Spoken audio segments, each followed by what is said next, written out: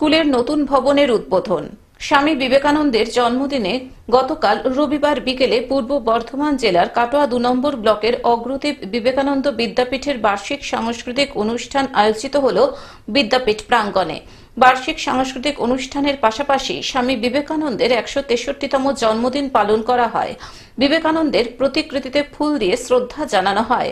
অগ্রদীপে কাটোয়া ব্লকে প্রথম ইংরেজি মাধ্যম স্কুল খুলেছি, অগ্রদীপ বিবেকানন্দ বিদ্যাপীঠ। আমাদের ৪র্থ বছরে পা দিয়েছি।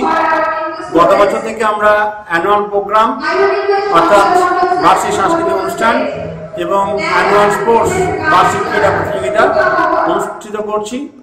১১ তারিখে আমরা বার্ষিক ক্রীড়া করি এবং ১২ তারিখে পুরস্কার বিতরণ এবং স্বামীজির জন্মদিন পালন।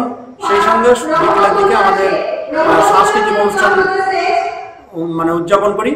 উপস্থিত ছিলেন কাটোয়ার ট্রাফিক ওসি স্নেহাশিস চৌধুরী, কাটোয়ার দমকল কেন্দ্রের অফিসার ইনচার্জ গোবিন্দ মণ্ডল, রাষ্ট্রপতি পুরস্কার প্রাপ্ত শিক্ষক পীযূষ কান্তি সাহা, দাইহাট ব্লাড ডোনার অ্যাসোসিয়েশনের সভাপতি জয়দেব দত্ত, সোনারতরী চ্যারিটেবল ট্রাস্টের সম্পাদক শ্রীকান্ত বধূক, কাটোয়া ২ নম্বর পঞ্চায়েত সমিতির প্রাক্তন পূর্ত কর্মাধ্যক্ষ সুব্রত মজুমদার, দাইহাট স্টেট ব্যাংকের কর্মী গৌতম মজুমদার, জি কাটোয়া নিউজ চ্যানেলের সম্পাদক রাহুল রায়, বিদ্যাপীঠের অধ্যক্ষ তাপস রায়, বিদ্যাপীঠের সম্পাদক দেবব্রত মজুমদার সহ অন্যান্যরা।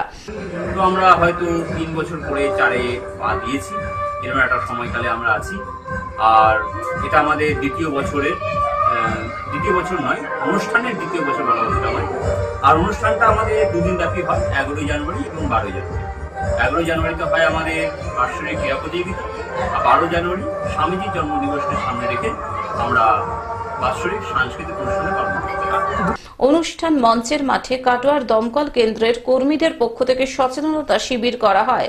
বিদ্যাপীঠের সম্পাদক দেবব্রত মজুমদারের বাবা বংশী মোহন মজুমদারের স্মৃতির উদ্দেশ্যে স্কুলের নতুন ভবনের উদ্বোধন করা হয়। দেবব্রত মজুমদারের জ্যাঠা ও জেঠিমার স্মৃতির উদ্দেশ্যে ২টি ঘরের উদ্বোধন করা হয়। বার্ষিক ক্রীড়া প্রতিযোগিতার পুরস্কার বিতরণ করা হয়। স্কুলের ছাত্রছাত্রীরা নৃত্য পরিবেশন করে অনুষ্ঠান মঞ্চে। এই অনুষ্ঠান দেখতে এলাকার মানুষেরা হাজির হয়েছিলেন স্কুল প্রাঙ্গণে। উদযাপন করা হয়েছিল, এটা দ্বিতীয়বার। তো সব বাচ্চারা খুব সুন্দরভাবে পারফরমেন্স করে এবং খুব ভালো লাগে। বাবা মারাও খুব আনন্দ পায়, নিজেরাও অংশগ্রহণ করি, খুব ভালো লাগে। আমরা ছেলে অংশগ্রহণ করতে পারছে বা এরকম একটা জায়গায় অনুষ্ঠান কেমন লাগছে? প্রচন্ড ভালো লাগছে। বাবা মা সত্যিও অনুষ্ঠানে অংশগ্রহণ করছে এবং বাচ্চারা তো আনন্দ করছেই। কাটোয়া থেকে রাহুল রায়ের রিপোর্ট, গ্লোব নিউজ। এখন থেকে গ্লোব টিভি দেখুন আপনার স্মার্টফোনেও।